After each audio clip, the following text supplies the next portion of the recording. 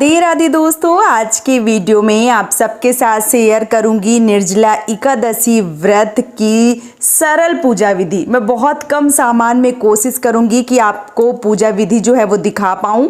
आपको किस प्रकार से पूजा करना है कम सामान में, इस वीडियो में आपको संपूर्ण जानकारी जो है वो देखने को मिलेगी। सबसे पहले आप चाहें तो अपने पूजा मंदिर में ही पूजा कर सकते हैं, या आप चाहें तो अलग से इस प्रकार की कोई भी चौकी जो है वो लगा के लाल या पीला वस्त्र जो है वो बिछा सकती हैं। इसके साथ ही साथ अब आपको क्या करना होता है, क्योंकि एकादशी तिथि होती है तो इस दिन चावलों का निषेध बताया गया है और इस दिन तिल का विशेष रूप से महत्वपूर्ण योगदान होता है। चाहे वो आसन के रूप में हो गया, चाहे वो अक्षत के रूप में हो गया, जो तिल है वो चढ़ाया जाता है इस दिन और तिल की विशेष महिमा जो है वो बताई गई है।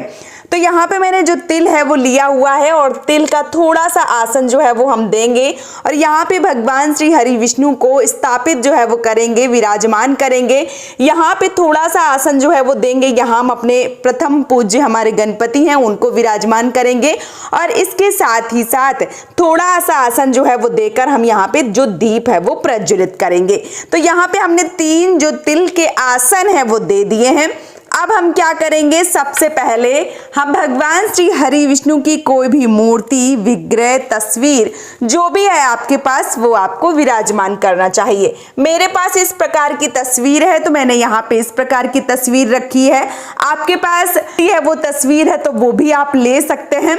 इस प्रकार से कोई भी भगवान श्री हरि विष्णु की मूर्ति या फोटो या तस्वीर या विग्रह आपके पास नहीं है तो आपको इस दिन भगवान शालिग्राम या लड्डू गोपाल का पूजन जो है वो कर देना चाहिए, क्योंकि भगवान जो है वो सभी एक हैं और भगवान श्री हरि विष्णु के रूप ही हैं लड्डू गोपाल और भगवान शालिग्राम। क्योंकि शालिग्राम की जो पूजा है वो थोड़ी सी कठिन होती है, इसलिए सब लोग अपने घर में शालिग्राम नहीं रखते हैं। लेकिन शालिग्राम कुछ लोगों का ऐसा भी मानना है कि शालिग्राम घर पे रखते हैं तो महिलाएं पूजन नहीं करती हैं। तो बहुत सारे नियम, बहुत सारे अलग अलग मुख से अलग अलग बातें जो है वो लोग बताते हैं, तो वो आप अपने घर की परंपरा के अनुसार देख लीजिए कि आपके घर में क्या जो है वो चलता है, यानी कि आपके घर में पूजनीय है, पूजे जाते हैं या नहीं पूजे जाते हैं, वो आप अपने घर की परंपरा के अनुसार देख सकते हैं। इसके साथ ही साथ आज के दिन विशेष रूप से मैं आप सबको बताऊं कि अगर आप बहुत ज्यादा कुछ नहीं कर सकते हैं तो तुलसी, यहाँ पे देखिए ये तुलसी की लकड़ी है, मैं आपको नजदीक से दिखाऊं। ये तुलसी की लकड़ी है और उसमें मैंने यहाँ पे कलावा मौली जो है वो बांधा हुआ है घी में अच्छे से डिप करके, और इस दिन अगर आरती उतारते हैं तो यकीन मानिए कि असीम अनुकंपा भगवान की प्राप्त होती है और आपको सर्वश्रेष्ठ जो पुण्य है उसकी प्राप्ति होती है। इसलिए कोशिश करिए कि इस दिन तुलसी की लकड़ी की ही जो आरती है या जो दीपक है वो जरूर लगाना चाहिए। इसके साथ ही साथ जो दीपक है वो हम प्रज्वलित करेंगे। तो यहाँ पे जो दीपक है वो मैंने यहाँ पे इस प्रकार से लिया हुआ है और जो बाती है वो मैंने इस प्रकार की बनाई हुई है। एक दीपक जो है वो हम पहले प्रज्वलित करेंगे, अपनी पूजा को शुरू करेंगे तब, और आरती जो है वो हम करेंगे अपनी तुलसी की लकड़ी वाली जो हमने आरती जो है वो तैयार की है। तो इस प्रकार से मैंने यहाँ पे देखिए सबको विराजमान जो है वो कर दिया है। यहाँ पे आप देख पा रहे हैं भगवान श्री हरि विष्णु और यहाँ पे गणपति भगवान और यहाँ पे जो दीप है वो रख दिया है। अब हम जो दीप है वो अपना प्रज्वलित करेंगे और पूजा जो है वो हम शुरू करेंगे। तो यहाँ पे आप देख सकते हैं यहाँ पे जो दीपक है वो प्रज्वलित हो चुका है। अब एकादशी व्रत की अगर आपके पास पुस्तक है, पोथी है, कथा है तो आप इस प्रकार से रख सकते हैं, यहीं पे इनका भी जो पूजन है वो हो जाएगा। और अगर नहीं है तो अभी सोशल मीडिया के जमाने में आप कथा जो है वो फोन पे भी सुन सकते हैं। मैंने भी अपने चैनल पे कथा का वीडियो डाल रखा है तो आप उस पे भी सुन सकते हैं। अगर आपको पसंद आती है तो उस कथा को भी सुन सकते हैं। यहाँ पे जो हमारा दीपक है वो प्रज्वलित हो चुका है और अब हम अपनी जो पूजा है वो शुरू करेंगे। तो यहाँ पे मैं बोलना चाहूंगी कि आज के दिन यानी कि निर्जला एकादशी व्रत वाले दिन गर्मी बहुत ज्यादा होती है और इस दिन घड़े का दान करना, पंखे का दान करना, मौसमी फल का दान करना, शरबत का दान करना विशेष रूप से फलदायी बताया गया है। तो यहाँ पे हमें क्या करना होगा, यहाँ पे हमें एक जो घड़ा है वो अपनी पूजा में रखना होगा। आप अपने सामर्थ्य के अनुसार छोटा बड़ा घड़ा जो है वो ले सकते हैं। कहते हैं कि इस घड़े को दान किया जाता है, लेकिन अभी आप देख सकते हैं कि घड़ा जो है वो कोई भी लेना पसंद ही नहीं करेगा। तो ऐसे में आप चाहें तो मंदिर में जो घड़ा है वहां पे रख सकते हैं। कोई भी आपके आसपास मंदिर है, वो मंदिर के बाहर जो है वो घड़ा रख दीजिए। राहगीर जो भी आते जाते हैं वो पानी जो है वो पी लेंगे आप, या चाहें तो जो प्याऊ होते हैं वहां भी एक घड़ा जो है वो रख सकते हैं, या वहां पे घड़े का दान जो है वो कर सकते हैं। या अगर ऐसा करना संभव नहीं है तो आप क्या करें कि कुछ पानी की जो बोतलें हैं 10 रुपए 20 रुपए वाली, जो भी आपके सामर्थ्य के अनुसार है, कुछ 10-5 बोतलें जो है वो इस दिन आपको जरूर दान करनी चाहिए, अगर आप घड़े का दान जो है वो नहीं कर रही हैं तो इस बात का भी आपको विशेष रूप से ध्यान रखना चाहिए। अब हम क्या करेंगे, अब यहाँ पे हम थोड़े से जो तिल हैं उनका आसन देंगे, और यहाँ पे जो हमने घड़ा लिया है उस घड़े को विराजमान करेंगे। तो यहाँ पे आप छोटा या बड़ा जिस भी प्रकार का घड़ा जो है वो आप लेना चाहती हैं, वो घड़ा जो है वो आप अपनी मर्जी के अनुसार ले लीजिए। तो यहाँ पे जो घड़ा है वो मैंने ले लिया है, और यहाँ पे जो नया कोरा घड़ा है वो दान किया जाता है। तो कोरा घड़ा जो है वो आपको लेना होता है। इस प्रकार का कोई भी छोटा बड़ा जो घड़ा है वो आप ले सकते हैं। यहाँ पे मैंने जो घड़ा है वो लिया हुआ है, उसमें मैंने कंठ तक पानी भरा हुआ है, और उसमें जो मौली कलावा है वो बंधा हुआ है। हल्दी से मैंने यहाँ पे स्वास्तिक जो है वो बनाया हुआ है, और इसी से थोड़ी हल्दी जो है वो इस पानी में चली गई है। तो इस बात का आपको विशेष रूप से ध्यान रखना है कि जब आप पानी भरें या आप स्वास्तिक बनाएं तो पात्र के अंदर जो है वो हल्दी इत्यादि ना जाए। तो इस बात का भी विशेष रूप से आपको ध्यान जो है वो रखना चाहिए। अब देखिए हमने घड़ा जो है वो भी रख दिया है, और सारे भगवान जो है वो भी विराजमान हो गए हैं।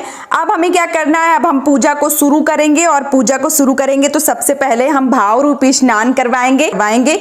यहाँ पे मैंने एक लोटे में जल लिया है। आप गंगा जल जो है वो मिला के जल ले सकते हैं, या शुद्ध जल लेके एक इस प्रकार का कोई भी पुष्प जो है वो लेके, और इसमें थोड़ा सा जो जल है वो लेके भाव रूपी स्नान जो है वो हम दीपक को करेंगे। यहाँ पे हम गणपति भगवान को करेंगे, जो हमने भगवान श्री हरि विष्णु की मूर्ति ली है, फोटो तस्वीर जो भी, उनको स्नान करवाएंगे। इसके साथ ही साथ जो हमने पोथी रखी है, किताब रखी है, उसको भी स्नान जो है वो हम करवाएंगे। तो इस प्रकार से जो स्नान है वो आपको करवाना होता है। अब हम क्या करेंगे, अब हम सबको चंदन से तिलक जो है वो लगाएंगे। चंदन बहुत ठंडा होता है, भगवान की पूजा में हमेशा हमें चंदन जो है वो प्रयोग में लाना चाहिए। तो इस प्रकार का जो चंदन कोई भी है, सफेद चंदन है आपके पास, या लाल चंदन है, पीला चंदन है, जो भी चंदन है वो आपको इस दिन जरूर लेना चाहिए। तो इस प्रकार का मैंने चंदन जो है वो लिया हुआ है। अब हम इस चंदन से भगवान को तिलक जो है वो करेंगे। तो देखिए यहाँ पे हम जो चंदन का तिलक है वो हम इस प्रकार से अपने दीप को भी करेंगे, और इसके साथ ही साथ जो हमने गणपति बैठाले हैं उनको भी चंदन का जो तिलक है वो करेंगे, और भगवान श्री हरि विष्णु को और उनके साथ साथ जितने उन सब को हम जो तिलक है वो करेंगे इस प्रकार से। ये देखिए, और जो माता जी होती हैं उनको हम जो रोली का कुमकुम का तिलक है वो करते हैं, और जो चंदन का तिलक है वो हम सिर्फ भगवान को ही करते हैं। तो यहाँ पे जो रोली या कुमकुम का तिलक है वो हम जो माताएं जो है वो तस्वीर में बनी हुई हैं उन सभी को हम जो रोली या कुमकुम का तिलक है वो हम करेंगे इस प्रकार से। तो यहाँ पे जो माताएं हैं उनको हमने रोली कुमकुम का तिलक किया हुआ है, जो भगवान हैं उन सबको हमने यहाँ पे जो चंदन का तिलक है वो किया हुआ है। अब हम क्या करेंगे, अब हम जो वस्त्र है वो पहनाएंगे। तो अगर आपके पास वस्त्र हैं तो वस्त्र आप ले सकते हैं, नहीं है तो इस प्रकार से आप मौली कलावा का जो वस्त्र है वो पहना सकते हैं। तो यहाँ पे हमने गणपति भगवान को, इसके साथ ही साथ जो हमने भगवान श्री हरि विष्णु की मूर्ति ली हुई है, फोटो तस्वीर, उनको, और इसके साथ ही साथ जो हमने दीप लिए हैं उनको भी वस्त्र जो है वो हम समर्पित करेंगे। अब भगवान गणपति जो हैं उनको अगर दुर्वा मिल जाती है तो दुर्वा जो है वो जरूर अर्पित करें। भगवान गणपति को दुर्वा जो है वो अति प्रिय है, इसलिए उनको दुर्वा जो है वो जरूर समर्पित करना चाहिए। अब यहाँ पे हम भगवान को जो जनेऊ है वो समर्पित करेंगे। इस प्रकार से जनेऊ अगर मिल जाता है तो आप जरूर समर्पित करें, अगर नहीं मिलता है तो कच्चा जो भी एक धागा आता है उससे आप जो जनेऊ है वो बना सकते हैं। तो इस प्रकार से हमने जो जनेऊ है वो समर्पित कर दिया है। अब हम जो पुष्प है वो समर्पित करेंगे। तो इस प्रकार से भगवान गणपति को पुष्प जो है वो हम समर्पित करेंगे। यहाँ पे हम जो दीपक हैं उनको पुष्प समर्पित करेंगे। जो भगवान है उनको हम इस प्रकार से जो पुष्प है वो समर्पित करेंगे। जो भी पुष्प आपको मिल जाते हैं वो आज के दिन आपको जरूर समर्पित करना चाहिए, और अगर नहीं मिलते हैं तो देख लीजिए कि कोई बात नहीं है, और अगर मिल जाते हैं तो फिर आप समर्पित जो है वो पुष्प जरूर कीजिए। ये एक पुष्प जो है वो हम यहाँ पे अपनी जो भी पोथी है उनको समर्पित करेंगे। तो यहाँ देखिए मैंने सबको जो पुष्प है वो समर्पित कर दिया है। अब आज के दिन तुलसी का विशेष महत्व होता है, तो तुलसी जो है वो भगवान श्री हरि विष्णु को जरूर समर्पित कीजिए। इस प्रकार से जो तुलसी है वो मैंने भगवान श्री हरि विष्णु को समर्पित कर दी है। तो जो तुलसी है वो आपको जरूर समर्पित करनी चाहिए। तो यहाँ पे मैंने जो भी फूल है वो समर्पित कर दिए हैं। अब हमें क्या करना होता है, जो हमने ये घड़ा लिया है, घड़ा जो है वो हमें दान करना होता है। तो घड़े का दान किस प्रकार से करना चाहिए, जल भर के या शरबत भर के। तो क्योंकि कच्चा घड़ा होता है, यानी कि जो घड़ा है वो नया होता है, हम इसमें चीनी जो है वो डाल देंगे, ये घड़ा जो है वो खराब हो जाएगा। इसलिए हमें क्या करना है, इसलिए हमें ये जो चीनी है वो अलग ही रखनी है, और हम जब घड़ा दान करेंगे तो जो चीनी है उसके साथ ही दान कर देंगे। घड़े में थोड़ी सी चीनी जो है वो मैंने डाल दी है, ताकि जो जल है वो थोड़ा सा मीठा जो है वो हो जाए। तो इस प्रकार से घड़े में चीनी जो है वो आप पूरी ना डालें, आप कोशिश करें कि जो चीनी है वो अलग से ही दान जो है वो की जाए। इसके साथ ही साथ जो भी मौसमी फल हैं वो आपको जरूर रखना होता है, वो दान की जाती है। तो यहाँ पे खरबूजा, आम या तरबूज, जो भी चीज़ें हैं मौसमी फल, वो आपको दान करना है। यहाँ पे मैंने जो आम है वो रखा हुआ है। तो आम और जो घड़ा है, इसके साथ ही साथ जो मान लीजिए कि बाकी का चीजें हैं, जैसे पंखा हो गया या वस्त्र हो गया, जो भी आप दान करना चाहते हैं वो भी दान कर सकते हैं। अब हमें क्या करना है, अब हमें भोग जो है वो समर्पित करना है। तो यहाँ पे मैंने लड्डू का भोग जो है वो गणपति भगवान को रखा है, क्योंकि तुलसी दल वाला जो भोग है वो हम भगवान श्री हरि विष्णु को समर्पित करेंगे। तो जो तुलसी है वो भगवान गणपति को नहीं चढ़ेगी, इसलिए जो लड्डू का भोग है वो मैंने गणपति भगवान को रखा है। और यहाँ पे ये देखिए मैंने लड्डू जो है वो भगवान श्री हरि विष्णु को तुलसी दल के साथ समर्पित जो है वो किए हैं। तो इसी प्रकार से भोग जो है वो आपको अलग अलग रखना है। आप चाहें तो बतासे का भोग भगवान गणपति को लगा सकते हैं, या पंचमेवे का भोग लगा सकते हैं। ये लड्डू है तो लड्डू चढ़ा सकते हैं। और भगवान श्री हरि विष्णु को भोग लगा रहे हैं तो आप अलग अलग दोनों लोगों को भोग जो है वो लगाएं, क्योंकि बिना तुलसी दल के आज के दिन भगवान श्री हरि विष्णु भोग स्वीकार नहीं करते हैं। इसलिए ये चीज जो है वो आपको जरूर ध्यान में रखनी चाहिए। एक चीज और बोलना चाहूंगी कि जो तुलसी दल है वो आपको निर्जला एकादशी वाले दिन तोड़ना भी नहीं चाहिए, और तुलसी में जल जो है वो भी नहीं चढ़ाना चाहिए। तो इस बात का विशेष रूप से ध्यान रखें। अब हमें क्या करना होता है, अब हमें क्योंकि गर्मी बहुत होती है, मैंने शुरू में ही बता दिया है, तो जो भी आपके पास इत्र है, इत्र जो है वो भगवान को जरूर समर्पित करें। इस प्रकार का कोई भी इत्र है, छोटी बॉटल या इस प्रकार का बड़ा इत्र है, जो भी इत्र है वो आपको भगवान को जो है वो जरूर लगाना चाहिए। तो यहाँ पे हम भगवान को जो इत्र है वो समर्पित करेंगे। तो जो इत्र है वो आप किसी रुई में थोड़ा सा इत्र जो है वो लेके भी समर्पित कर सकते हैं, और आप चाहे तो किसी फूल में भी जो इत्र है वो समर्पित कर सकते हैं, या आप इस प्रकार से हाथ में जो है वो लेके भगवान के चरणों में इस प्रकार से जो इत्र है वो लगा सकते हैं। देख लीजिए कि आपके पास किस प्रकार की सुविधा है, उस प्रकार से जो इत्र है वो आपको भगवान को जरूर लगाना चाहिए। तो इस प्रकार से मैंने इत्र जो है वो लगा दिया है।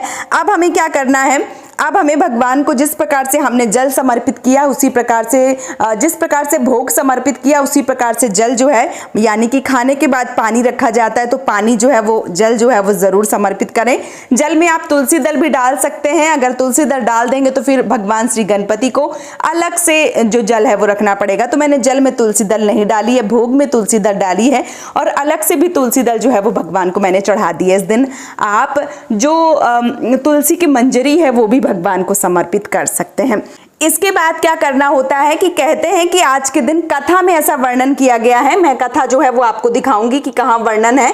कथा में ऐसा दिया गया है कि जो कच्ची कैरी होती है या जो अमियाँ होती हैं, जिसको कच्चा आम बोलते हैं, वो जो है वो इस दिन जरूर चढ़ाना होता है भगवान को। और ऐसा माना जाता है, ऐसा कहते हैं, किताब में ऐसा वर्णन किया गया है कि जो कच्ची कैरी है वो आपको अपने मुख में रखनी है, लेकिन उसका स्वाद जो है वो नहीं लेना है।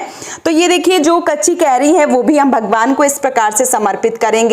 तो यहाँ पे जो कच्ची कैरी है वो भी मैंने चढ़ा दी है। अगर आपको मिल जाती है तो जरूर चढ़ाइए, नहीं मिलता है, आंवला मिल जाता है तो आंवला जो है वो भी चढ़ा सकते हैं। आंवले का दान भी इस दिन विशेष रूप से फलदायी होता है, तो आंवला जो है वो भी आप चढ़ा सकते हैं। तो इस प्रकार से मैंने कच्ची कैरी जो है वो भी चढ़ा दी है। अब हम क्या करेंगे, अब हम एक हाथ में थोड़े से पुष्प और जो तिल है वो लेंगे और एकादशी, जो निर्जला एकादशी की कथा है वो पढ़ेंगे। और जो कथा है वो मैंने अपने चैनल पर डाल रखी है, तो आप सुन भी सकते हैं। कथा अगर मैं इसी वीडियो में सुनाऊंगी तो वीडियो बहुत लंबा हो जाएगा, इसलिए कथा जो है वो आपको नेक्स्ट वीडियो में मिल जाएगा, यानी कि मैं पहले ही अपलोड कर चुकी हूं, तो वो कथा जो है वो आप उससे सुन सकते हैं। कथा पूरी हो जाने के बाद में ये जो पुष्प होता है ये भगवान श्री हरि विष्णु को समर्पित कर दिया जाता है और जो हाथ है वो भगवान के जोड़े जाते हैं। अब यहाँ पे एक चीज और बोलना चाहूंगी कि यहाँ पे आपको क्या करना होता है कि पंखे का दान या जो भी एक वस्त्र का दान या जो भी सामर्थ्य के अनुसार दक्षिणा है उसका दान जो है वो आपको जरूर करना होता है। तो यहाँ पे देखिए एक मैंने पंखा जो है वो लिया हुआ है, इस प्रकार का बांस का पंखा या हाथ का पंखा जो भी मिल जाए वो आपको लेना होता है। तो इस प्रकार से मैंने, देखिए मैं आप सबको अच्छे से दिखा देती हूँ। ये देखिए यहाँ पे मैंने ये हाथ वाला पंखा लिया हुआ है और इसके साथ ही साथ एक ब्लाउज की पीस या अंगोछा ले सकते हैं और अपने सामर्थ्य के अनुसार दक्षिणा लेकर ये जो घड़ा है इसके साथ में ये चीजें जो है वो आज के दिन दान करी जाती हैं। तो इस प्रकार से जो भी आपके सामर्थ्य के अनुसार दान पुण्य है वो आपको जरूर करना चाहिए। तो इस प्रकार से मैंने चीजें जो है वो संपूर्ण चीजें जो है वो चढ़ा दी है और अब हम अपनी पूजा जो है वो हमारी हो गई है। पूजा को विराम देने के लिए हम अब करेंगे आरती और आरती करने के बाद भगवान को प्रणाम करेंगे और पूजा में रही जो भी गलतियां हैं, जो भी त्रुटि हैं उनको भगवान माफ करें और हमारी निर्जला एकादशी का व्रत पूर्ण करें, भगवान से ऐसी प्रार्थना करेंगे। और इसके साथ ही साथ अगले दिन व्रत का पारण किया जाता है। व्रत के पारण को करने से पहले आपको जो ब्राह्मण है उनको भोजन करवाना होता है और जो व्रत का पारण है वो इस प्रकार से जो चने आते हैं, भुने हुए चने, यहाँ पे आप देख सकते हैं, मैं आप सबको दिखा रही हूँ। ये देखिए जो भुने वाले चने होते हैं, तो इन चनों से ही जो व्रत का पारण है वो किया जाता है और जो चने हैं इससे अपने जो भी एक तरीके से पाप हैं वो भी मिटाए जाते हैं। तो इस प्रकार से जो चने हैं वो लेके आपको व्रत का पारण करना चाहिए और भगवान को प्रणाम जो है वो जरूर करना चाहिए। तो जैसे कि मैंने जो बता दिया है इस वीडियो में संपूर्ण जानकारी कि किस प्रकार से आपको पूजा पाठ जो है वो करना होता है। अब आप चाहें तो अलग से जो आरती है वो कर दें या आप चाहें तो इसी दीपक से भगवान की जो आरती है वो जरूर करें। इस प्रकार से आरती जो है वो आपको करने के बाद भगवान से पूजा में रही त्रुटियों के लिए, गलतियों के लिए माफी मांगना चाहिए और अपनी पूजा को विराम देना चाहिए। तो इस प्रकार से जो पूजा है वो की जाती है। मैंने कम सामान में ही निर्जला एकादशी व्रत की पूजा विधि आप सबको दिखा दी है। उम्मीद करती हूँ कि ये वीडियो आप सबको पसंद आया होगा। वीडियो पसंद आया है तो आप हमें सपोर्ट जरूर करें, इस चैनल को सब्सक्राइब करके और वीडियो को लाइक करके। आज का ये वीडियो मैं यहीं पे समाप्त कर रही हूं। बहुत जल्दी मिलूंगी एक और नए वीडियो के साथ में। तब तक के लिए राधे राधे।